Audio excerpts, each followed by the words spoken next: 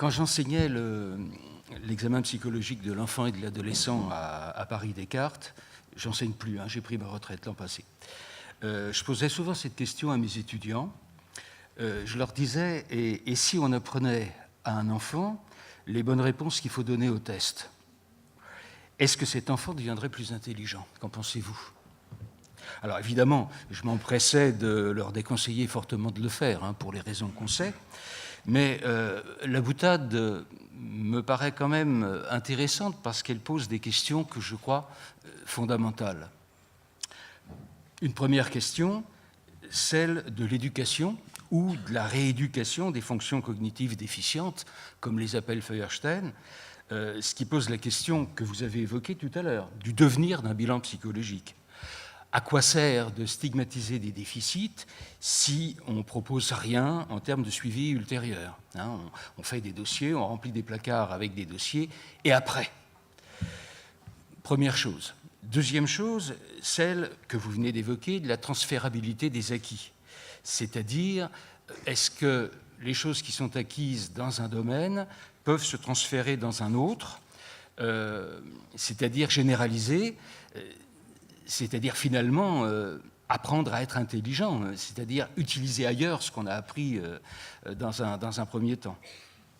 Un troisième point aussi qui peut être intéressant, c'est l'opposition entre les tests psychométriques classiques et qui sont très majoritaires, sinon exclusifs, hein, à l'heure actuelle, qui évaluent donc des structures, des connaissances déjà acquises, hein, sans tenir compte des conditions de leur acquisition, des conditions dans lesquelles ces acquisitions ont été faites.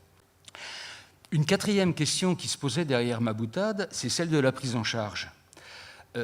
Est-ce que l'éducation ou la remédiation cognitive est une affaire d'éducation, c'est-à-dire une éducation académique, proche de la pédagogie traditionnelle, ou bien est-ce qu'il faut aller vers une psychologisation sur un modèle psychothérapeutique?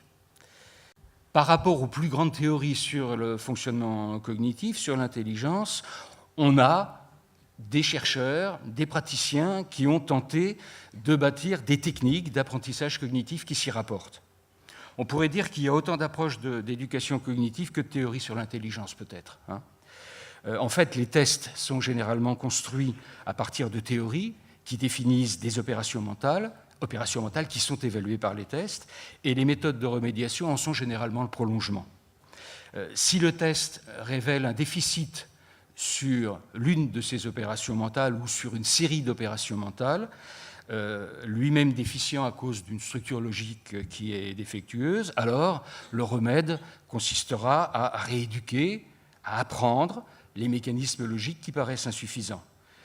Ce sera le cas, par exemple, dans une technique qui s'appelle ARL, Atelier de raisonnement logique, sous la direction de Pierre Higelet, pour l'exemple piagétien. Vous voyez, je n'irai pas plus loin, je m'en tiendrai là, hein.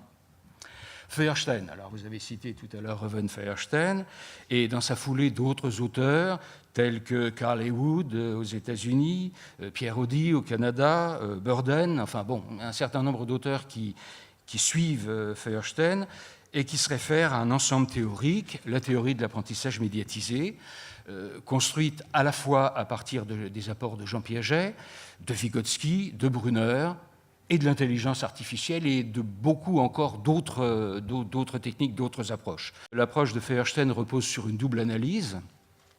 D'une part, une étude des fonctions cognitives déficientes et d'autre part, une étude des paramètres de la médiation. J'ai travaillé avec Rosine Debray sur les techniques de Reuven Feuerstein et nos travaux rejoignaient ceux de Feuerstein, c'est-à-dire que l'éducation cognitive, à notre sens, est un moteur puissant propre à redynamiser des fonctionnements cognitifs déficients ou éteints. À ma connaissance, en France, ces méthodes d'éducation cognitive sont d'un usage assez limité. En France et peut-être un peu moins dans les pays européens qui nous entourent, mais en France d'un usage très très limité. Je pense aux États-Unis, au Canada, mais j'ai découvert sur Internet récemment l'existence de Thinking Schools Movement, un mouvement pour la pensée, le développement de la pensée à l'école, et quelque chose qui est très présent en Angleterre, en Irlande, en Australie, en Nouvelle-Zélande, dont le but explicite est de développer les processus cognitifs dès le plus jeune âge, auprès d'une population tout venant ou d'une population susceptible d'échec. Alors, au cours de ma carrière, j'ai souvent été appelé par des enseignants, des psychologues scolaires, d'éducation nationale, qui me demandaient de venir leur parler d'éducation cognitive. Alors, certains étaient vite convaincus de l'utilité de ces approches, mais souvent aussi, dans les discussions qui suivaient mon exposé, je percevais des réticences. Les gens me disaient, mais est-ce qu'il ne s'agit pas d'un conditionnement, au mauvais sens du terme, hein? Est-ce qu'on n'est pas en face d'une manipulation face à la liberté de penser? Somme toute, on entendait un peu les mêmes critiques que celles qui ont été faites et qui sont encore faites à certaines techniques de prise en charge des enfants autistes, vous voyez. Ce qui est sûr, c'est que nos rapports, les rapports qu'on avait déposés, Rosine Debray et moi, au ministère de l'Éducation nationale, n'ont jamais été suivis d'effet, hein, à peu près pas. Perspective d'avenir, je ne sais pas, mais il y a tout de même un signe. Le signe, c'est qu'aujourd'hui, sous l'égide des ECPA, se déroule une journée consacrée à la remédiation cognitive.